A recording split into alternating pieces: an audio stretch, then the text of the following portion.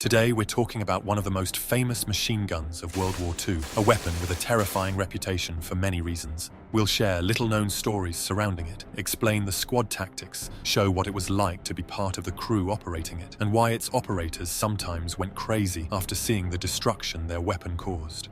Introduction. As the way of warfare drastically changed after the First World War and Germany focused on blitzkrieg tactics, they needed something lighter to follow rapid advancements. Unlike the heavy MG-08, with its water-cooled system and a weight of 88 pounds, German engineers switched to air-cooled machine guns and in 1930 created the MG-13. However, it had only a 25-round magazine, which lasted just 2.5 seconds when fired continuously. Then, 4 years later, came the iconic MG-34, the first true general-purpose machine gun. It was belt-fed and featured a quick-change barrel system. With a firing rate of 900 rounds per minute, it was reliable and effective. However, it was expensive and difficult to produce, requiring 150 man-hours to make a single machine gun. Then, engineers were tasked with quite a challenge: to produce a good, reliable and powerful machine gun with a terrifying rate of fire between 20 and 25 rounds per second, while being as cheap and easy to produce as possible.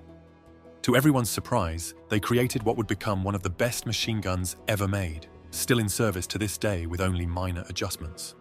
By using stamped metal parts and reducing production time to just 75 man-hours at lower costs, the MG-42 was born. It was significantly more reliable than the MG-34, with a quick-change barrel system, and it could fire 1,200 rounds per minute, more than double the rate of all other Allied machine guns. Its most significant drawback was a tendency for bolt bounce, which sometimes led to catastrophic failures. Despite this, in just 3 years, 423,000 MG-42s were produced, quickly becoming Germany's primary tool for killing. Even US soldiers who gave mocking nicknames to both their own and enemy weapons, such as Screaming Mimis, Potato Mashers, or Bouncing Bettys, gave this weapon a more ominous name: the Buzzsaw, or Hitler's Buzzsaw. Germans initially called it the Bone Saw, but US soldiers slightly modified the translation. For soldiers who had never seen combat, propaganda movies were shown to downgrade the MG-42 and its characteristics. These films compared it to American weapons and portrayed it as inferior, claiming its bark was worse than its bite. Try selling that to battle-hardened veterans. Now, let's move on to the crew and tactics. The MG-42 was the most important component of the German infantry squad during World War II and the main source of firepower. The squad consisted of 10 men, a squad leader, a second-in-command, a 3-man machine gun team, the gunner, assistant gunner and ammunition carrier, and 5 riflemen. The MG-42 was the backbone of the squad's firepower, and the entire team was organized around its operation, protection, and effectiveness. The machine gunner, designated as Schütze 1, fired the gun and was responsible for maintenance. He was positioned at the center of the formation and carried the machine gun, along with a sidearm and an ammunition drum holding 50 rounds.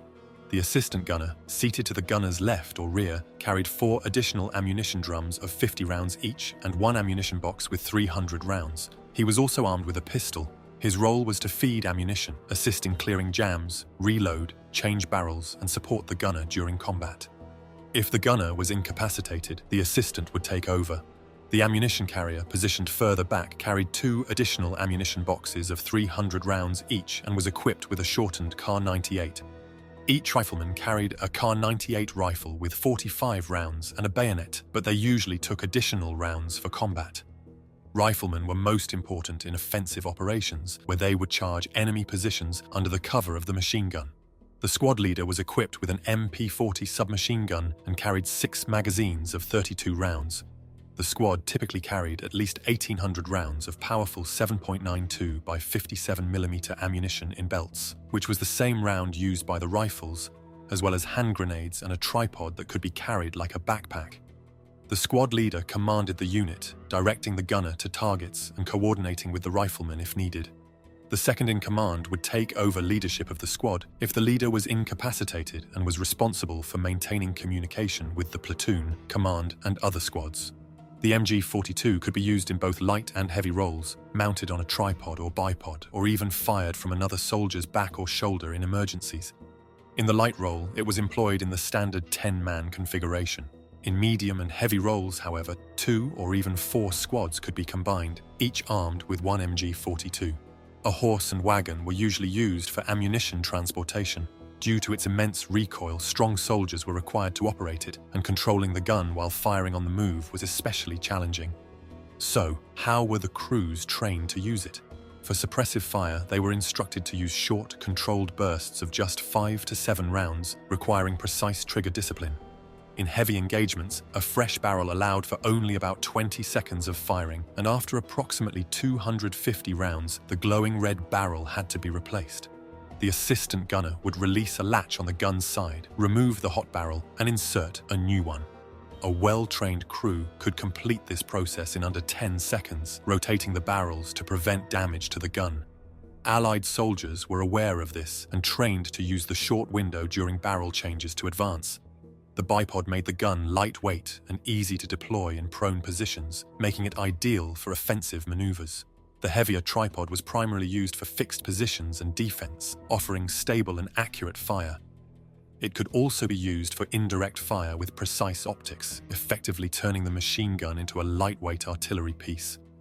The tripod featured a built-in mechanism that automatically moved the gun in a preset sweeping motion, allowing it to cover a wide area accurately. In addition to infantry use, the MG-42 was mounted on vehicles such as half-tracks, tanks, and even motorcycles with sidecars. It was also highly effective as an anti-aircraft weapon against low-flying planes and shot down many paratroopers jumping during daylight. However, serving as part of an MG-42 crew was a double-edged sword. While the machine gun was one of the deadliest weapons on the battlefield, its reputation and effectiveness also made it a prime target. Crews were the first to be targeted by artillery, tanks, and snipers, and it was uncertain what would happen to you if you surrendered after mowing down waves of enemy soldiers' comrades. Additionally, due to its distinctive sound when firing, after just a few rounds, everyone knew where you were. Because of this, crews changed their positions periodically during battles. However, this wasn't always possible, especially in defensive positions where they had to hold their ground, leading to higher casualty rates among gunners and assistants. One interesting story of how an MG-42 reached America involves Private First Class Leonard Linieski. While driving his truck through a recently secured area in Belgium, he spotted something beside the road. Although he wasn't supposed to, he stopped and picked up what turned out to be an abandoned MG-42. Since he didn't know how to handle it, he bribed a German English-speaking prisoner with 2 packs of cigarettes to teach him how to disassemble it. Liniewski then mailed it home in pieces, and the MG-42 stayed in his family until 2016, when his son donated it to a museum. One thing you would never do is charge across open ground directly at an MG-42 nest. In battles like D-Day, it became clear what just a few MG-42s could do. Heinrich Severloh, for example, was a German soldier stationed at Omaha Beach during the invasion.